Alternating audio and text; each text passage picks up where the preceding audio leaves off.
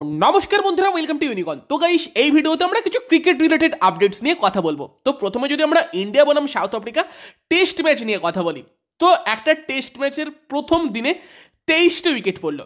23টা wicket দুটো দল মিলিয়ে। হিপোক্রেসি কি জিনিস জানো তো? যদি খেলাটা ইন্ডিয়াতে হতো এবং যদি ইন্ডিয়া স্পিন উইকেট বানাতো এবং যদি সেক্ষেত্রে ম্যাচ এরকম হতো, 23টা উইকেট পড়ার দরকার নেই, যদি 20টা উইকেট পড়ে যেত, সেক্ষেত্রে ইংল্যান্ড, অস্ট্রেলিয়া, সাউথ আফ্রিকা সব জায়গার মিডিয়া কান্নাকাটি শুরু করে দিত যে ইন্ডিয়া এটা কি করছে, ইন্ডিয়া টেস্টের সৌন্দর্য নষ্ট করছে। আর নিজেদের বানানো পিচে আজকে যেরকম সাউথ আফ্রিকা 55 রানে অল উইকেট হয়েছে, ইন্ডিয়া যদি এরকম হতো সেক্ষেত্রে সেই মিডিয়া থেকে রিপোর্ট হতো যে নিজেদের জালেই ইন্ডিয়া জড়িয়ে গেছে। কারণটা সিম্পল, তারা স্পিন খেলতে পারে না এবং তারা এক্সপেক্ট করে যখন তারা ইন্ডিয়াতে খেলতে আসবে তাদের মনের মতো পিচ ইন্ডিয়া দেবে। কিন্তু যখন উল্টো দিকে ইন্ডিয়া খেলতে যায় তখন কিন্তু তুমি ইংল্যান্ডে দেখো, অস্ট্রেলিয়াতে দেখো, সাউথ আফ্রিকাতে দেখো, এমন পিচ দেওয়া হয় যেই পিচে কিন্তু ফাস্ট বোলাররাই সাহায্য পাবে, স্পিনারদের জন্য কিচ্ছু থাকে না। এই নিয়ে কেউ কোনো কান্নাকাটি করবে না। কেন ভাই? ফাস্ট বোলাররা বোলার, স্পিনাররা বোলার না? তো এই হচ্ছে হিপোক্রেসি, বিশেষ করে ইংল্যান্ডের মিডিয়াটাই বেশি করে থাকে। এবং সেখানেই দেখো এমন পিচ দিয়েছে, প্রথম দিনই 23টা উইকেট পড়ে গেছে। টেস্টের প্রথম দিন 23টা উইকেট, আনবিলিভেবল ব্যাপার। এবং সেক্ষেত্রে সাউথ আফ্রিকা ফার্স্টে ব্যাট করতে এসে 55তে অল উইকেট, দেন ইন্ডিয়া ব্যাট করতে এসে একটা সময় পর্যন্ত সব কিছু ঠিকঠাকই চলছিল, ভালোই চলছিল। তারপর কি হলো, 153 রানে ইন্ডিয়ার 4টে উইকেট ছিল। সেখান থেকে 153তে ইন্ডিয়া অল আউট। মানে ইন্ডিয়া যে লাস্ট 6টা উইকেট হারিয়েছে, একটা রানও করতে পারেনি, 0 রানে 6 উইকেট হারিয়েছে ইন্ডিয়া। মানে অ্যাটলিস্ট এক্সপেক্ট করছিলাম ইন্ডিয়া 200 রানের লিড পেয়ে যাবে এবং সেক্ষেত্রে ইন্ডিয়া অনেকটা এগিয়ে যাবে, এবং সেখানে ইন্ডিয়া 100 রানেরও লিড নিতে পারেনি এবং 98 লিড পায়। 7টা ইন্ডিয়ান ব্যাটসম্যান 0 রানে থাকে, 6জন শূন্যতে আউট হয়। যশস্বী জয়সওয়াল, শ্রেয়াস আয়ার, রবীন্দ্র জাদেজা, জসপ্রীত বুমরা, মোহাম্মদ সিরাজ, প্রসিদ্ধ কৃষ্ণ প্রত্যেকেই শূন্য করেছে। অ্যাটলিস্ট আরও 20-30 রান যোগ করা যেত লাস্টের দিকে, সেটা ইন্ডিয়া করতে পারেনি। শ্রেয়াস বা জাদেজাদের থেকে আর একটু বেশি এক্সপেকটেশন ছিল। তবে যদি আমরা ফার্স্টে ইন্ডিয়ার বোলিং নিয়ে কথা বলি, সেখানে মোহাম্মদ সিরাজ অসাধারণ ফার্স্ট ইনিংসে 6টা উইকেট নিয়েছে, জসপ্রীত বুমরা 2টো উইকেট নিয়েছে এবং মুকেশ কুমার। তো যে প্লেয়ারটা ডোমেস্টিকে ভালো খেলে তাকে সুযোগ দেওয়া উচিত, শুধুমাত্র আইপিএল দেখেই সব কিছু করা উচিত না। তো তার একটা উদাহরণ কিন্তু মুকেশ কুমার। তো মুকেশ কুমার প্রথম ইনিংসে 0 রান দিয়ে 2 উইকেট নিয়েছে এবং দ্বিতীয় ইনিংসে সাউথ আফ্রিকা যখন ব্যাট করতে এসেছে তখনও কিন্তু মুকেশ কুমার 2টো আউট করেছে। ডিন এলগার সব থেকে গুরুত্বপূর্ণ উইকেটটা কিন্তু মুকেশ কুমার নিয়ে গেছে, টনি ডিজর্জিকেও আউট করেছে। এই মুহূর্তে সাউথ আফ্রিকার স্কোর হচ্ছে 62-তে 3 প্রথম দিনের শেষে। থার্ড ইনিংস চলছে প্রথম দিনের শেষে। ম্যাচটা আই থিঙ্ক কালকের মধ্যেই শেষ হয়ে যাবে, হয়তো 2 দিনের ম্যাচ, মনে হয় না 3 দিন অবধি যাবে, দেখা যাক সেটা।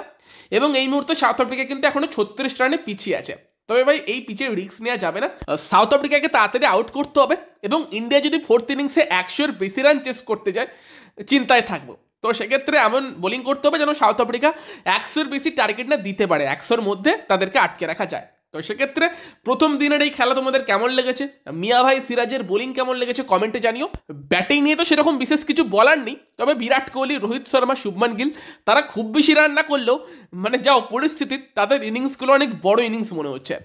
এরপর যদি একটা কলকাতা নাইট রাইডার্সকে নিয়ে অনেক প্রশ্ন আসছিল একটা বিষয় নিয়ে, একটা রিউমোর্স নিয়ে, সেটা নিয়ে যদি কথা বলি, সেটা হচ্ছে অনেকে জিজ্ঞেস করছিল তাসকিন আহমেদ সে কি কলকাতা নাইট রাইডার্সে আসতে পারে মুজিবের রিপ্লেসমেন্ট হিসেবে। কেকেআর তাকে অ্যাপ্রোচ করেছে, বাংলাদেশের মিডিয়াতে এরকম খবর বেরোচ্ছে, তাসকিন নিজে বলেছে যে কেকেআর নাকি তাকে নিতে চেয়েছে, এরকম খবর। এটা কি সত্যি? তো দেখো, এই খবরটা সত্যি নয়, অর্ধ সত্য বলতে পারো। এবার বাংলাদেশের মিডিয়াতে সব কিছুই বাড়িয়ে সাড়িয়ে বলা হয়। ব্যাপারটা হচ্ছে যে মুজিবের রিপ্লেসমেন্টে তাসকিন কোনোভাবেই আসতে পারবে না। মুজিবের রিপ্লেসমেন্ট কেকেআর যদি নিতে চায়, কবে নেবে জানি না, এবং মুজিবের তো এনওসি ইস্যু আছে, যেটা আগেই বলেছি। তার যদি রিপ্লেসমেন্ট নিতে চায়, কেকেআর এমন কাউকেই নিতে পারে যে প্লেয়ারটা অকশানে ছিল, অকশানে এসেছিল। সেক্ষেত্রে তাসকিন আর শরীফুল তারা ফাইনাল লিস্টে ইনক্লুডেড হলেও তারা কিন্তু অকশানের দিন অকশানে আসেনি, ফলে তাদেরকে রিপ্লেসমেন্ট হিসেবে নেবার কোনো প্রশ্নই ওঠে না, তারা এলিজেবলও না। এবার ব্যাপারটা হচ্ছে তাসকিন আহমেদকে কেকেআর অ্যাপ্রোচ করেছিল বলতে কেকেআর আর পাঞ্জাব হয়তো তার অ্যাভেলেবিলিটি জানতে চেয়েছিল আইপিএল অকশানের আগে, যে তাসকিন কতদিন অ্যাভেলেবেল থাকবে বা পুরো আইপিএল খেলতে পারবে কিনা। আর এই কাজটা কিন্তু ফ্র্যাঞ্চাইজিরা অনেক প্লেয়ারের সঙ্গে করে, যাদের সাথে করে তাদেরকে দলে নেবেই তার কোনো মানে নেই। তবে হয়তো কলকাতা নাইট রাইডার্সের ভাবনায় কোনোভাবে হয়তো তাসকিন অকশনের আগে থাকতে পারে, তবে বিসিবি তাকে আর কি এনওসি দিচ্ছিল না, ফলে একদমই সেই অপশানটা চলে গেছিল। তবে হতে পারে যে কলকাতা নাইট রাইডার্স হয়তো ভেবেছিল যে মিচেল স্টার্ককে আমরা নেব, তার ব্যাকআপ হিসেবে যদি কোনো ফাস্ট বোলারের দরকার পড়ে, যেখানে গাস অ্যাটকিনসনকে নিয়েছে সেই জায়গায় হয়তো তাসকিনের নামটাও তারা ভেবেছিল।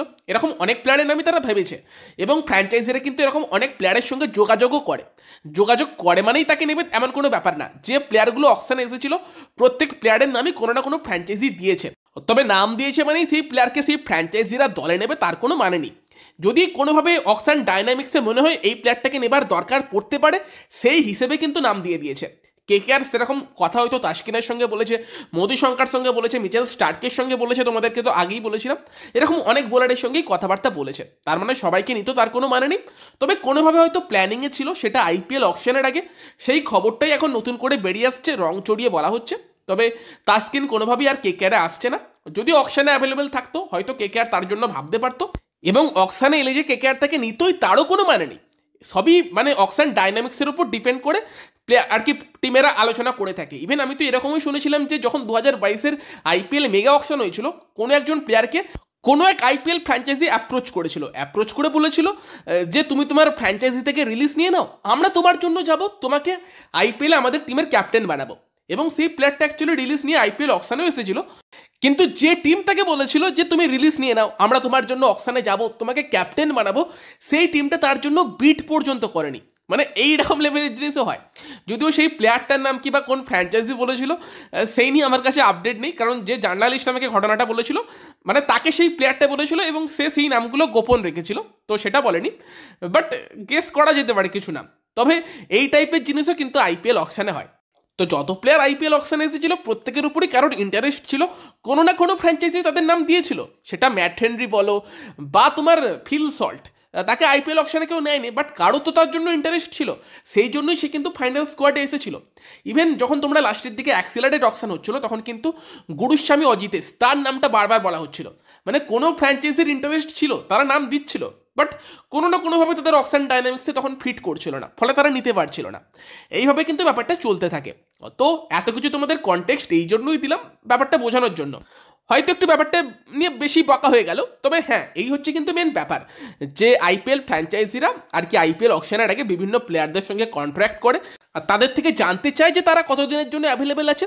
যদি কোনোভাবে সেই প্লেয়ারটার জন্য সেই ফ্র্যাঞ্চাইজিকে যেতে হয়, ধরো তোমার মেন টার্গেট স্টার্ককে না পেলে তুমি মধুশঙ্কার জন্য যাবে, তো তুমি তো দুজনের ব্যাপারেই জেনে রাখবে যে স্টার্ক কতদিনের জন্য অ্যাভেলেবেল আছে, মধুশঙ্কা কতদিনের জন্য অ্যাভেলেবেল আছে।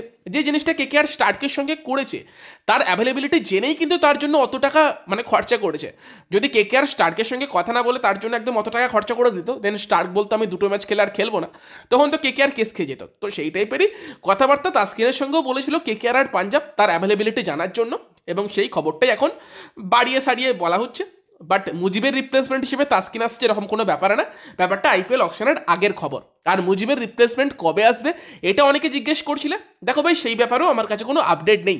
হয়তো Kolkata Knight Riders management wait করেই তার রিপ্লেসমেন্টটা নেবে, হয়তো আইপিএলের টাইম অবধি ওয়েট করতে পারে যে মুজিব অ্যাভেলেবেল হওয়ার কোনো চান্স আছে কিনা সেটা দেখার জন্য। যখন নিয়েছে তাকে অবশ্যই প্ল্যানিংয়ে রেখেই নিয়েছে, এবং রিপ্লেসমেন্ট নেবার আগে হয়তো লাস্ট অবধি ওয়েট করবে যে যদি কোনোভাবে তাকে পাওয়া যায়। তো সেক্ষেত্রে মুজিবের রিপ্লেসমেন্টে অপশান কারা কারা হতে পারে কেকেআর টিমের স্ট্রেংথ অনুযায়ী আমরা তো আলোচনা করেছি, তবে রিপ্লেসমেন্ট কবে আসবে বলা যাচ্ছে না। হয়তো আইপিএলের শুরুর সময় গিয়েও রিপ্লেসমেন্ট নিতে পারে, মানে এত তাড়াতাড়ি না নিয়ে, তো ওয়েট করতে হবে সেটার জন্য আমাদেরকে।